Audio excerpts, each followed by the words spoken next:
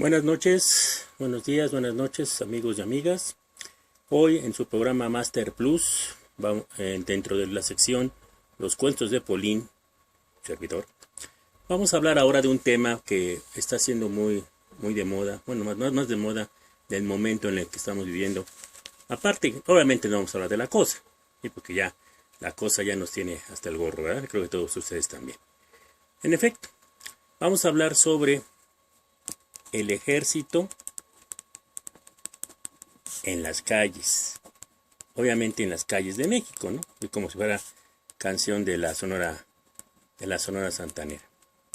Ha habido esta polémica en los últimos días refiriéndose a que si México, a que el ejército debe estar en las calles y que contradice mucho aquella promesa de campaña que hizo el hoy presidente de la República, López Obrador, de que él, llegando a la presidencia, iba a regresar al ejército a sus cuarteles, y vemos que fue todo lo contrario, que hoy lo sigue manteniendo. Aún más, supuestamente, y criticando, y haciendo exactamente lo mismo, y lo que él criticó, por cierto, durante mucho tiempo, uno de sus antecesores, a Felipe Calderón, o al que han llamado el comandante Borolas. Bueno, pero hay una cosa muy importante, amigos y amigas, que hoy quiero hablar con ustedes. Es que esto del ejército en las calles no tiene ni 10, ni 15, ni 20 años. Tiene más de 65 años que ha estado en las calles el ejército mexicano, haciendo tareas, si bien no de seguridad pública, otro tipo de tareas que han sido encomendadas por los regímenes en turno. Así que el día de hoy vamos a hacer una recopilación de esos momentos que el ejército mexicano ha estado en las calles, a partir de años y sucesos, y van a ver ustedes quién tuvo el gusto de mandar al ejército mexicano a las calles y con qué objetivo. Bueno, vamos a empezar con este año, 1956. Es un año de un suceso que poco se conoce y que fue ni más ni menos que la toma militar del Instituto Politécnico Nacional. Sí, el Politécnico en esa época, principalmente en la zona del casco de Santo Tomás, donde se construía Zacatenco, fue desalojado por el ejército mexicano, más bien los dormitorios que había ahí, porque como ustedes saben, el Politécnico es una institución a nivel nacional y que asistían hijos de campesinos, de gente humilde de varias partes de la República, hasta una carrera profesional. Y el que tuvo el honor de hacer esto era, fíjense nomás, un personaje. Y vean ustedes algo que tienen que razonar, hay que pensar. Un personaje que se llamó Alejo Peralta, que era el director del Politécnico, de los primeros egresados del Politécnico en los años 30, y que fue uno de los, podemos decirlo así en términos actuales, uno de los millonarios buenos. Sí, porque el señor se hizo rico gracias porque él tenía una empresa, tenía porque ya se acabó, la empresa Yusa, que imagínense ustedes a quién le daba este servicio, pues ni más ni menos que a Pemex y a la Comisión Federal de Electricidad, vendiéndole cobre, y fue un empresario bastante poderoso. Bueno, ya nada del sobre. Bueno, entonces en este caso fue la primera intervención del ejército que se conoce, porque no sabemos si en el pasado hubo mayores intervenciones, aún sobre todo en los años cuando México pues ingresó. Bueno, ahí sí hubo un estado de excepción durante los años 40, 43 al 45, cuando México entró en un estado de guerra con las potencias del eje en la Segunda Guerra Mundial.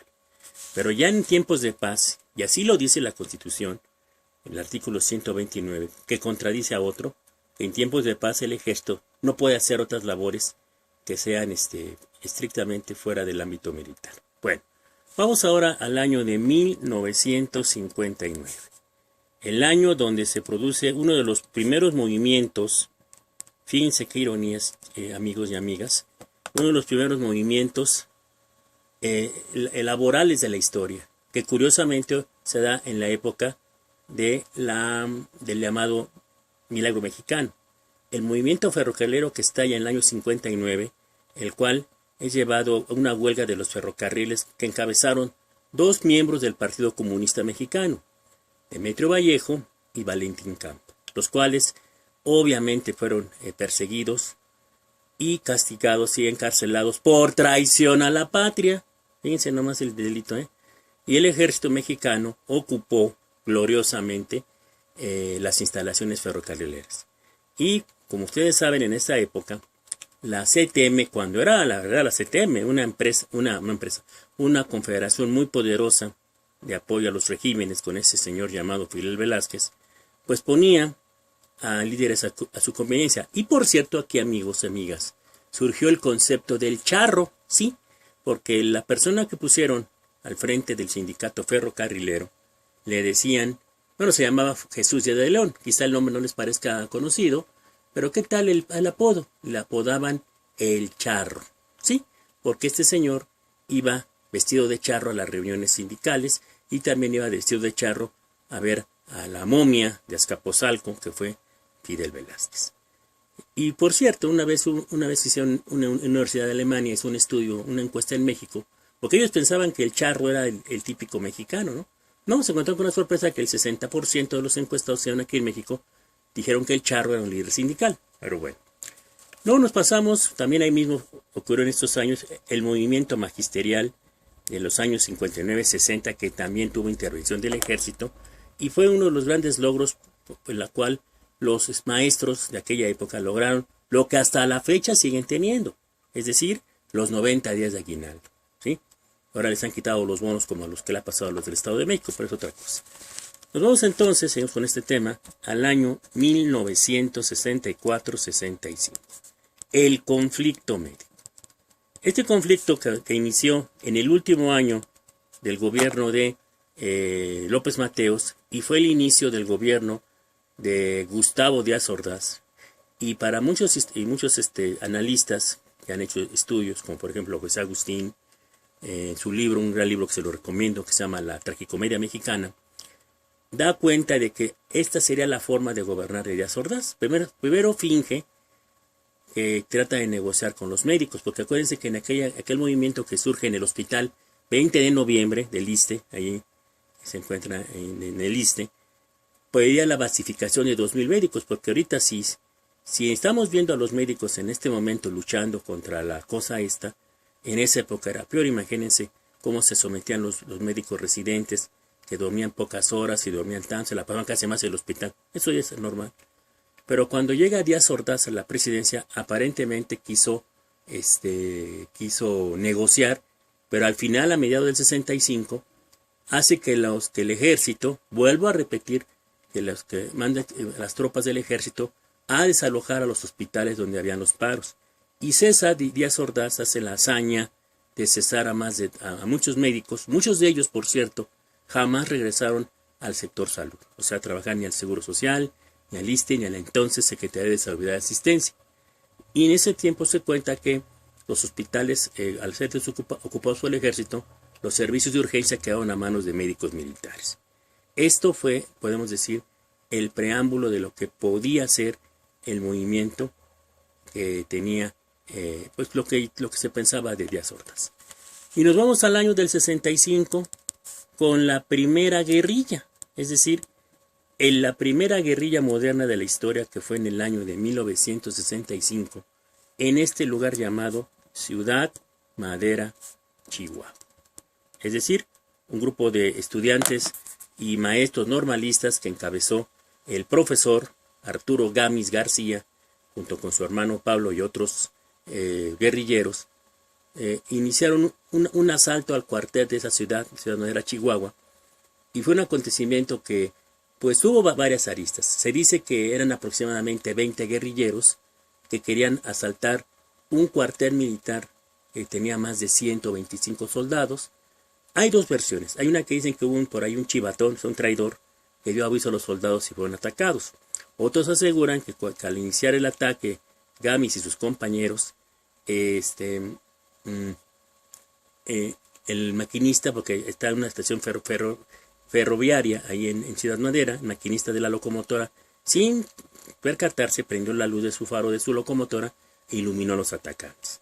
El resultado fue la muerte de 8 guerrilleros, entre ellos Gámez y su hermano, y otros 6 más, y también la muerte de 5 soldados. Pero sería un suceso que poco se conoce y el primer enfrentamiento de una guerrilla contra el ejército.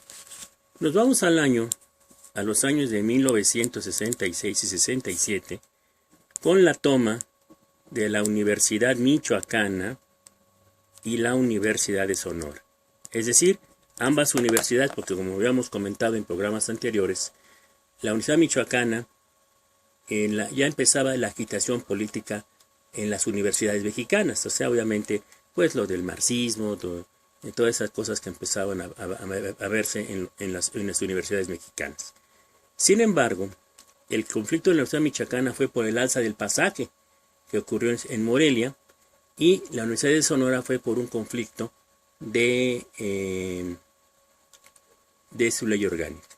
El resultado fue de que, siendo ya presidente Díaz Ordaz, obvio, su sexenio, mandó tropas de paracaidistas, imagínense ustedes, a la Universidad Michoacana, que por cierto es el Colegio de San Nicolás, donde fue rector, como ustedes saben en la historia, el padre de la patria, Miguel Hidalgo, que por cierto era el personaje favorito de Díaz Ordaz, imagínense ustedes. Y el de Sonora ocurrió un año después, hasta llegar al año, como ustedes saben, de 1968, aquel movimiento estudiantil que cimbró al sistema político mexicano. Pero aquí hay una cosa importante, amigas y amigos. Muchos creen, yo también creía, que el movimiento estudiantil, que el ejército solamente intervino el 2 de octubre y ocasionó la matanza, bueno, que provocó o participó directamente en aquella matanza terrible. No. El ejército mexicano empezó a actuar desde casi al principio del movimiento. Esto es, una semana después de cuando iniciaron los primeros enfrentamientos, como ustedes saben, las peleas que había entre los jóvenes de las vocacionales con los chavos de la prepa choterena, y después vino la toma de los golpeados de los granaderos en las vocacionales, y luego el intento de jóvenes del Politécnico y la UNAM por ir al Zócalo a protestar, y fueron retenidos por los granaderos.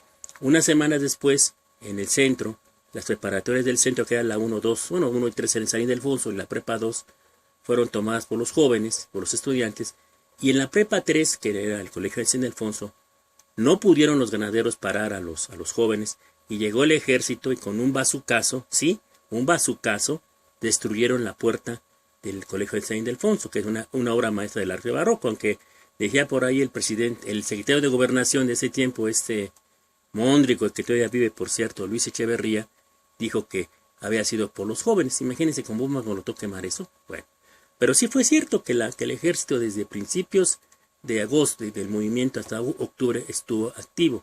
Como por ejemplo tenemos el desalojo del Zócalo en agosto, cuando se quedó un plantón de estudiantes, que fue un gran error del CNH, así como los ataques, esto poco se conoce, se sabe, amigos, los ataques a las preparatorias de las vocaciones por grupos paramilitares, desde luego de soldados y aparte gente que estaba con ellos, como los grupos porriles, los del Muro, por ejemplo, hasta llegar a la toma militar de Ciudad Universitaria, a la toma del casco de Santo Tomás, que fue la más sangrienta de todas, y desde luego lo que ya sabemos que pasó en Tlatelolco.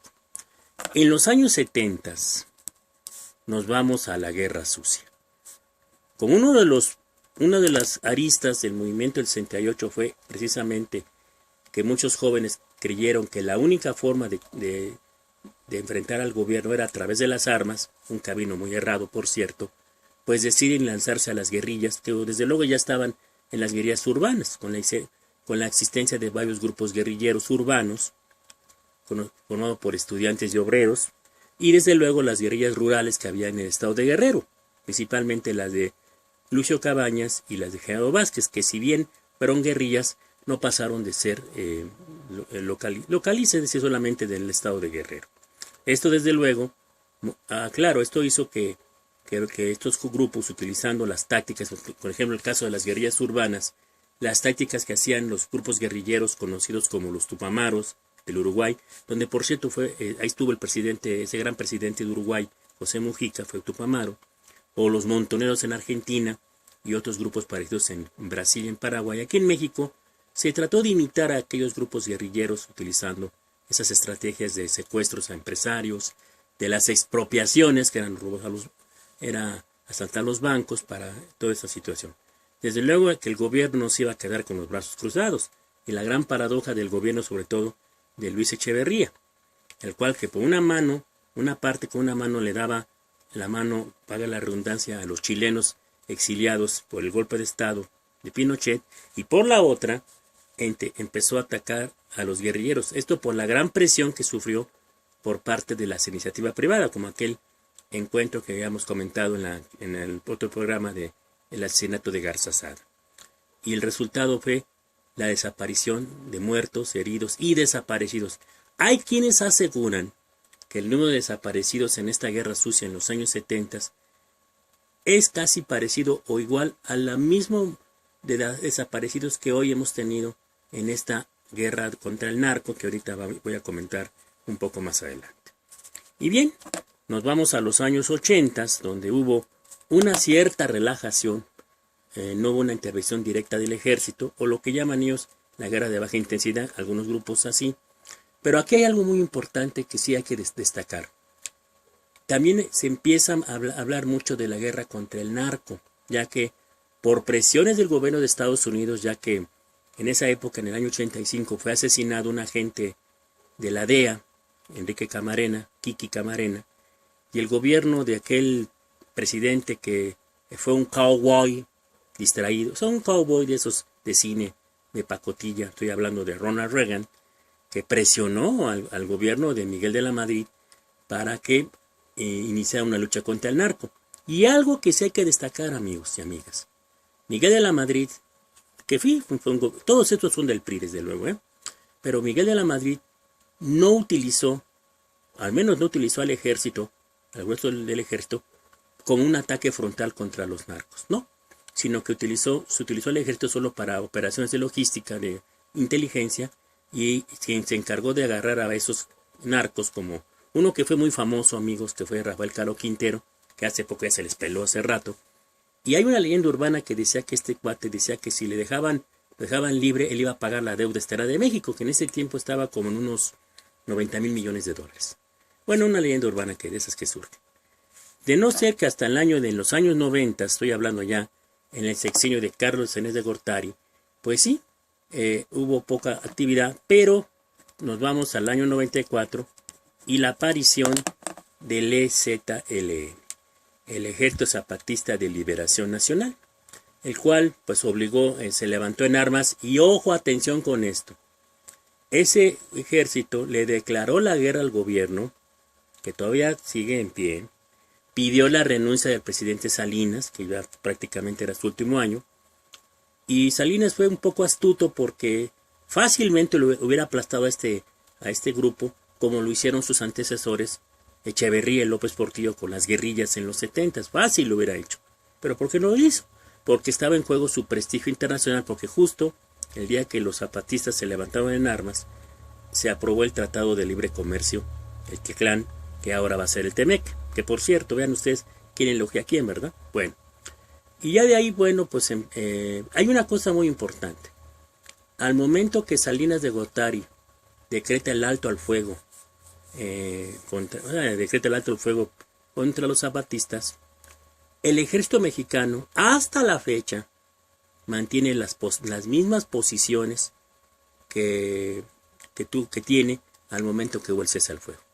Se pidió por ahí, bueno, ya con Fox, ya entrando a los años 2000, se pidió a Fox, que ya el presidente Fox, que cambiara como jefe de Estado, que ya del comandante supremo de las Armadas, quitara al ejército en esas posiciones. Hasta la fecha se siguen manteniendo. Y llegamos al año 2006 con la guerra contra el narco, que hizo este personaje que le han puesto el T-8, el borracho, el comandante Borolas, de frente hacia contra los narcotraficantes. La sigue Peña Nieto y parece ser que la va a seguir López Obrador. El resultado hasta el momento, según los últimos, estamos hablando de casi 12 años, casi 18 años de guerra, esta de aproximadamente 300, casi 400,000 muertos. Es decir, 400,000 muertos en promedio que han muerto o desaparecidos Esto equivale, fíjense ustedes, a la mitad de muertos que hubo en Colombia, y fue 50 años de guerrillas. A la mitad, la tercera parte que hubo en Líbano, y fueron más de 10 años de guerra. La octava parte de Irlanda del Norte, que casi 30, 40 años. La única guerra que han superado, o que le puede superar, es la de Ruanda, que es 1 millón de muertos, y está casi a la par de los muertos que ha habido en el conflicto entre árabes y palestinos. Imagínense ustedes. ¿Cuál es la conclusión de este tema? Bueno, pues simplemente que es, pues los gobernantes, y lo dice muy claramente, palabras más paneleros, nuestro querido Maquiavelo, en ese extraordinario libro El Príncipe, que todos los príncipes, o sea, los gobernantes, necesitan tener a un ejército para que los obedezca y puedan ellos estar con mucha tranquilidad. Hay quienes especulan, que esta razón por la que Obrador quiere mantener al ejército en las calles es para posibles, no creo que ocurra, pero puede ser que pueda ocurrir, valga la redundancia, ahora que se pase todo esto de la cosa esta, el virus repito, no puedo decir su nombre, la verdad no puedo, y que va generando una serie de mucha gente sin trabajo, gente sin, pues ahora sí que prácticamente perdiendo sus empleos. ¿Y qué otra puede quedar? Pues un estallido social. Para eso también sirven los ejércitos. Y quiero terminar con la frase de Augusto Pinochet que dijo, y lo dijo muy claramente este traidor, porque fue un gran traidor, no solamente Victoriano Huerta con Madero, u otros con otros traidores, y dijo una frase, y con esto termino este programa, es: el ejército sirve para matar, porque para eso está entrenado. Bueno amigos, pues quisiera sobre todo agradecerles por su atención. Síganme en mi canal que es Polín el Gansito Blanco y esperamos vernos pronto. Muy buenas noches, días o tardes.